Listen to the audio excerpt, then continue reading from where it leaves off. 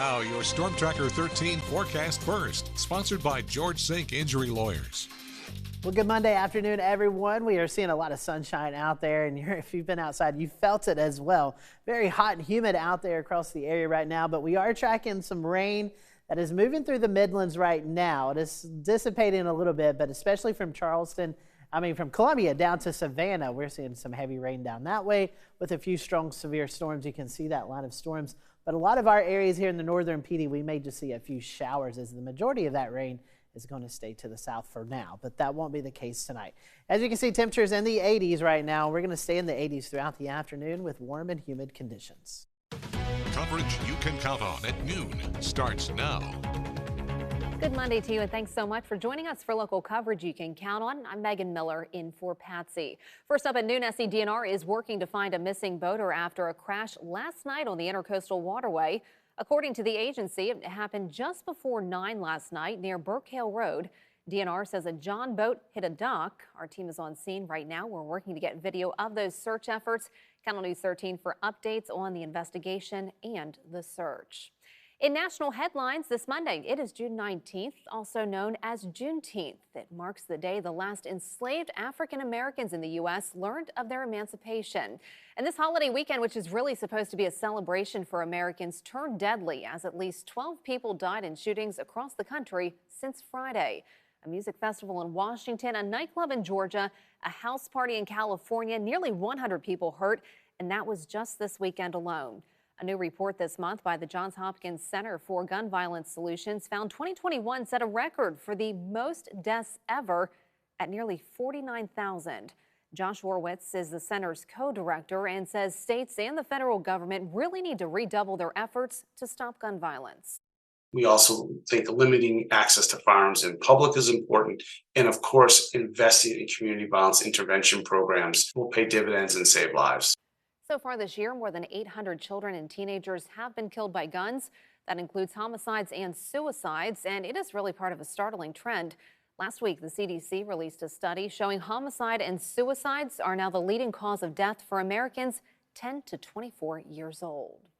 U.S. Secretary of State Antony Blinken says the United States has no illusions about the challenges of managing its relationship with China. Those comments follow Blinken's high-stakes meeting with China's president earlier today. Natalie Brand reports on the latest from the White House. Secretary of State Antony Blinken spent 30 minutes face-to-face with China's President Xi Jinping. The United States and China have an obligation to responsibly manage our relationship. High-stakes visit set up to cool tensions between the two countries. Progress is hard.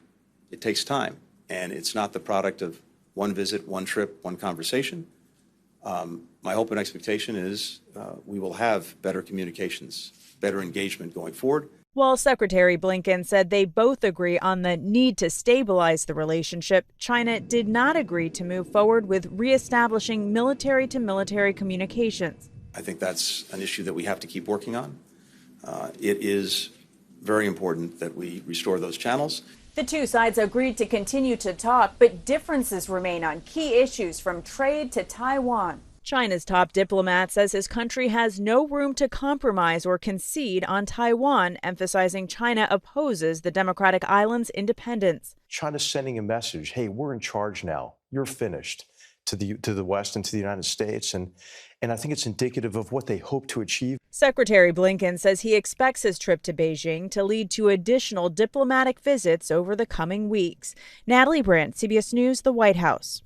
This Monday, News 13 is your local election headquarters in South Carolina, going to be a hotbed of political activity this week with several Republican hopefuls set to make appearances.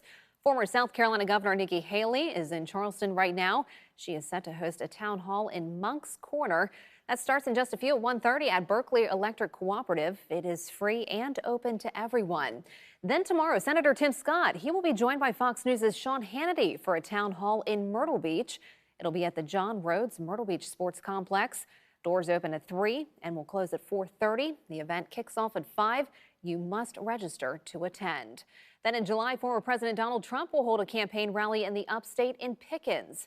Pickens leaders say they are preparing to host the former president July 1st. The announcement was made the day after Trump pled not guilty to 37 federal charges.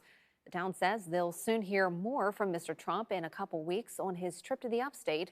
He is expected to speak at 1 p.m.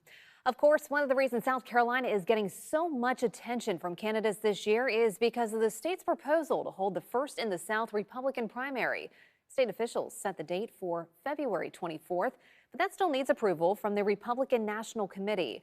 This comes on the heels of the Democratic Party's plans to overhaul their primary schedule, which would place South Carolina first in the voting order. That overhaul hasn't been made official just yet. Moving into North Carolina now, the state Senate there expected to vote this week on whether to make key changes to how next year's election will work.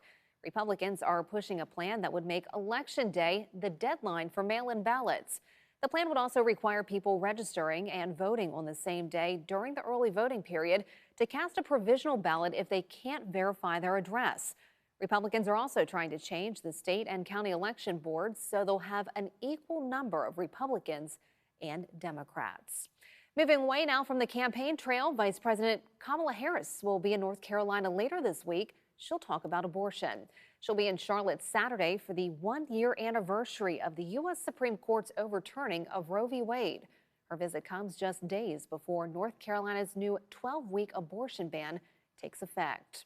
And staying in North Carolina, state senators will hold a final vote this week on a bill that would ban transgender athletes from competing in certain sports. A Senate Rules Committee passed the measure Thursday. It would block transgender females from competing on women's sports teams, including middle and high schools and public and private universities. At least 20 states have similar laws in place. Speaking of sports, a new push out in California could lay the groundwork for states to better protect athletes. Brady Halbleib talked to an athlete about his fight in and outside of the ring. I love beating these guys and pushing all the way through and having the discipline to stick to the plan. Sacramento fighter Max Griffin is in his 7th year as a UFC fighter, and over the years he's been injured on multiple occasions in the ring. And as a former amateur fighter, he says it's the financial wounds outside of the ring that often hurt the most. We don't have a 401k per se. We don't have retirement per the UFC or the governing body of California. MMA fighters seldom get paid, and it often depends on the event. Assembly Bill 1136 aims to compensate them, but years in the future. We have a responsibility as a state to make sure that those fighters are safe and protected when they're in the ring and safe and protected when they're finished fighting. The bill's writer Matt Heaney is proposing a pension fund for fighters, allowing them to save money for retirement and provide a financial safety net to pay for medical bills. Ensuring that when these fighters are done, that they can retire with dignity and have some support. So how would it work? AB 1136 would not be funded through state dollars, but rather ticket sales, sports paraphernalia, and souvenirs. For every ticket sold, $1 would go towards the MMA fighters' pension fund. A fighter would become vested between 12 and 14 fights, which is about 39 scheduled rounds at a commission-regulated MMA event. Pension that already exists for boxers, this bill would extend that pension to MMA fighters who fight a minimum number of fights in California. The goal is to grow the fund over years. Fighters would then have access to it when they turn 50 or sooner if they have an injury. For Griffin, the fund means a peace of mind in a dangerous sport. I know I'm not going to fight forever. And yeah, this money that this bill is going to generate is not going to let me never work again, but it can help. And that was Brady Halbleib reporting. Tomorrow, Georgetown's Liberty Steel Mill is expected to be under new ownership. Officials are announcing a sale to an Australian company. InfraBuild got a $350 million loan to purchase the steel mill. Company and union leaders say the sale is good news because the once operational mill will now be back open around the clock once enough workers are hired there and trained. It closed down for a short period, but the mill reopened earlier this year. The time and place of the announcement has yet to be released. Well, this is pretty neat. Actor and comedian Kevin Hart was in North Carolina over the weekend. The Jumanji and Think Like a Man actor and stand-up comedian was there to film his show, Kevin Hart's Muscle Car Crew. Hart's show debuted in 2021 on Motor Trend TV and has now moved to the Roku channel. No word when that Charlotte episode will air. Coming up on the other side of the break, our Ian Lee is on the ground in Ukraine with the very latest on conditions as Ukraine retakes land from Russia. And at 12:09, you're taking a live look out over a hot start to your week in Little River. Stick around. You're watching News 13 at noon. It's local coverage you can count on.